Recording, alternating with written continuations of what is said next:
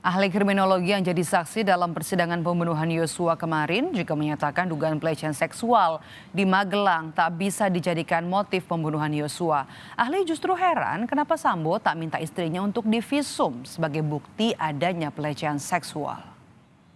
Bisa nggak motif pelecehan seksual itu menjadi motif dalam perkara ini? Yang utama. Ya. Dugaan pelecehan seksual sebagai motif terdakwa Sambo melakukan pembunuhan terhadap Yosua kembali digali Jaksa Penuntut Umum saat menghadirkan ahli kriminologi dari Universitas Indonesia, Muhammad Mustafa. Ahli menyebut pelecehan seksual bisa jadi motif pembunuhan Yosua jika ada bukti yang kuat. Ahli justru heran dengan terdakwa Ferdi Sambo yang tidak melakukan upaya visum terhadap Putri Chandrawati yang mengaku mengalami pelecehan seksual.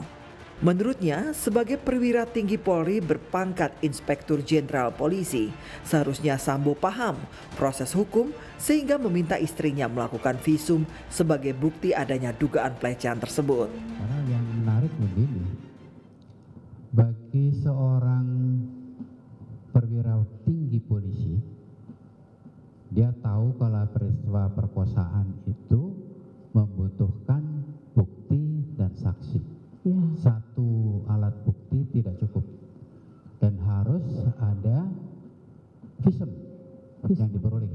Tapi tindakan-tindakan itu tidak dilakukan. Tidak dilakukan. Meminta kepada Putri untuk melakukan visum agar supaya kalau mengadu kepada polisi alat buktinya cukup. Jaksa pun mempertegas apakah dalam kasus ini pelecehan bisa dijadikan motif.